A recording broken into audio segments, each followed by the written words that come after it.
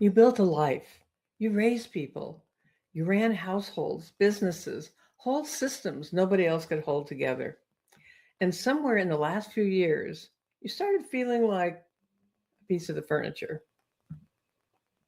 Here's what I want you to know before we go any further. That's not aging. That's not just getting older. There is an actual name for what's happening. And once you see it, you can't unsee it. You used to be the person people called first. Now maybe the calls come less. And when they do, it's somebody checking to see if you're okay, not asking what you think. You scroll past coaching programs and business advice built for someone 30 years younger, and none of it fits the life you're actually living. You know exactly what you're capable of. You've got the skill, you've got the years, you've got the scar tissue that only comes from doing hard things and surviving them and surpassing them, I would say. And somehow the world stopped asking you for anything of meaning. You walk into a room and realize you're the oldest person there, whether it's a virtual room or an actual brick and mortar room, and nobody turns to you for the thing you actually know. Some days you feel valued. Somebody says something kind and it lands for about an hour, might even bring a tear to your eye, but valued isn't the same as needed.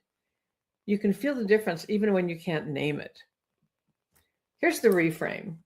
Researchers who study aging call this mattering, and mattering has two parts: feeling valued, people notice you and care about you, and adding value, people rely on what you bring. You can have all the value in the world sitting inside you and still not matter if nobody knows to come and find it. That's the gap.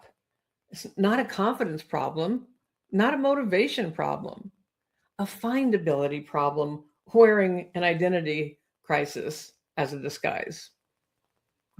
And here's the part that stops me every time I look at it. Women over 50 are the fastest growing group of new entrepreneurs on the planet right now, roughly a quarter of every new business. Not because they're desperate. Close to half of them don't need the money. They're stepping into it to follow something they wanted to do for years. They've got decades of pattern recognition a 28-year-old simply doesn't have yet. And the data backs it up. Businesses started later in life succeed at higher rates because life experience turns out to be the real predictor of success. Not youth, not hustle, not even a degree. It's the experience. So the will is there, the wisdom is there, the gift is sitting right there, fully formed, ready to hand to someone who needs it. The problem was never you. The problem is that almost nobody your age was ever taught how the world finds people now. I've been online for 21 years, actually coming up on 22 really soon. I've rebuilt what I do more times than I can count on both hands, and I still can feel that restlessness, that pull towards something more, even now. I say that because I want you to hear it from someone who's lived it, not read it in a book. Feeling like you have more to give and not knowing how to get in front of the person who needs it isn't a young problem or an old problem. It's a findability problem. And findability is the one thing that actually gets easier with age because you already have the material. You just never learned the mechanism. And the mechanism has changed quite a bit, even in the last few years. The other day, somebody left me a comment. They said, AI can't find you. It's not human. Actually, first I kind of went, really? But I read that twice because they missed the entire point. Nobody said AI has to want you or like you or believe you. AI is a mechanism. It's already running right now, deciding what shows up when someone searches for a coach, a consultant, a specialist, a person who does the thing you do. It doesn't pause and ask permission. It's already recommending, already referring, already deciding who gets found and who stays invisible, whether you believe in it or not. Businesses, programs, people, organizations, all of it is getting discovered and recommended through this mechanism right now in the background while you're deciding whether or not it's real. You don't need to master it. You don't need to become a tech person overnight. You need one simple, repeatable way to hand that mechanism what it's looking for so it can do what it's already doing and put you in front of the person who needs exactly what you have. I call it the iron triangle of findability. Three pieces working together so you never have to be everywhere at once. First, we're going to work with video. Yep, that's YouTube. What you actually know, saying it out loud in your own voice, in your own way. Second is a newsletter that gets read and gets indexed so what you say doesn't disappear the day you post it.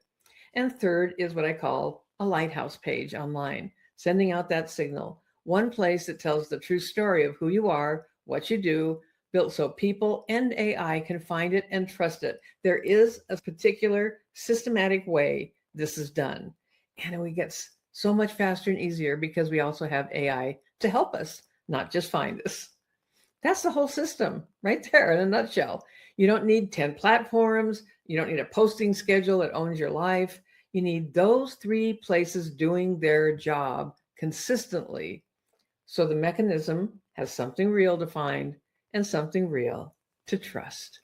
So say that with me one more time because I want it to stick. Mattering isn't about trying harder or being louder. It's being findable by the people and the systems that are already looking for exactly what you have. And that means you need clarity as well so that you can put the message out there. You don't need to convince the world you matter. You need to be standing where the world can find you. Now imagine someone somewhere typing a question in an AI tool the same way that ask a trusted friend for a recommendation, and your name comes back. Not because you begged an algorithm for attention, because the system already recognizes you as the answer. Imagine for a moment not having to prove you matter every single day. Imagine mattering being the natural result of being findable because you built one small, simple system that keeps working while you're in the garden with your grandkids, living the life you built all of this to protect. That's not a fantasy. That's just what happens when findability and mattering finally connect. I'm Tina Lorenz. I help people over 50 stop shrinking and start living from who they already are. And if you're ready to build your own version of the iron triangle of findability, I'm walking through the whole thing live in my 5-day findability challenge. I'll put the link in the description for you. And I'd love to see you there and help you to do this for yourself as well. And I'm just going to tell you, it's not 5 days of being talked at. We're going to work together. It's interactive, and you will have a result by the end of those 5 days. The clarity to be able to go forth with consistency and start putting that system into action. Thanks for being here today. Until next time, I will be talking to you again soon. Bye for now.